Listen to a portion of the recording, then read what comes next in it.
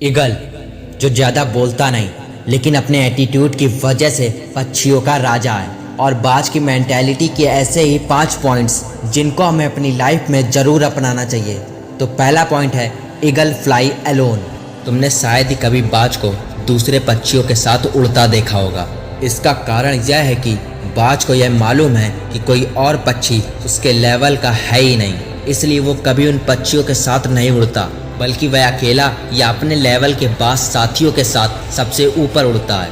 और ऐसा हम लोगों को भी करना चाहिए, क्योंकि कभी कभी हम उन लोगों के साथ ज़्यादा वक्त बिता देते हैं जो हमारे लेवल के नहीं होते, बल्कि बहुत छोटी सोच वाले होते हैं, और हमें उनके साथ कभी नहीं रहना चाहिए। तो अब आते हैं सेकेंड पॉइंट पर, जो है ईगल नेवर ईट डेड थिंग्स। यानी बाज कभी मरी हुई चीज़ों को नहीं खाता, बल्कि वह ताज़ा और खुद शिकार करके खाता है। इस पॉइंट से हमें यह सीख मिलती है कि हमें कभी भी अपने पास्ट पे नहीं रोना चाहिए, क्योंकि पास्ट की सब चीज़ें पहले ही मर चुकी हैं, और जो बीत गया उसको याद करके टाइम वेस्ट करने से कोई फ़ायदा नहीं है। और जो चीज़ें अभी हम कर सकते हैं हमें उन चीज़ों को करना चाहिए।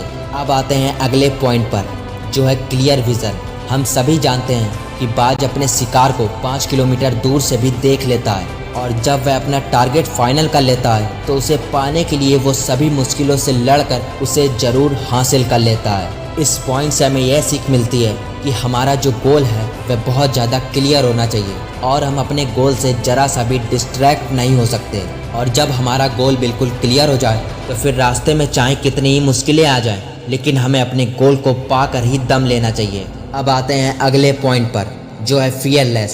दोस्त, जब बारिश या तूफान आता है ना तो सभी पक्षी तूफान से बचने के लिए पेड़ में छुप जाते हैं, लेकिन बाज या अकेला ऐसा पक्षी है जो तूफान में अपनी नॉर्मल ऊंचाई से और ज़्यादा ऊपर जाकर उड़ता है और तूफान को दिखाता है कि मैं तुझसे डरता नहीं।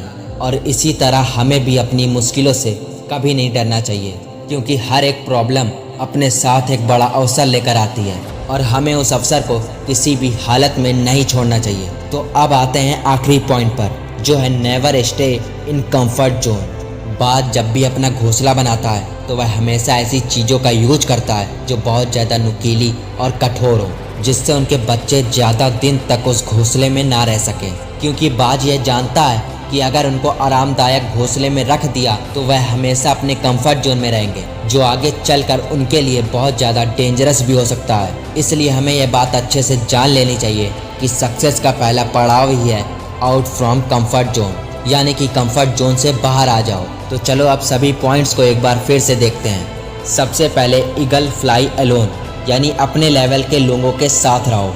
फिर आता है क्लियर विज़न, यानी एक ही गोल होना जिससे हम कभी भी डिस्ट्रैक्ट ना हो। फिर आता है ईगल नेवर ईट डेड थिंग्स, यानी कभी भी अपने पास्ट को याद मत करो, हमेशा अपने प्रेजेंट में जियो। फिर आता है फियरलेस, यानी मुश्किलों में भी मज़ा ढूंढो। और आखिरी पॉइंट है never stay in comfort zone, कभी कंफर्ट जोन में मत रहो। There is no growth in comfort zone.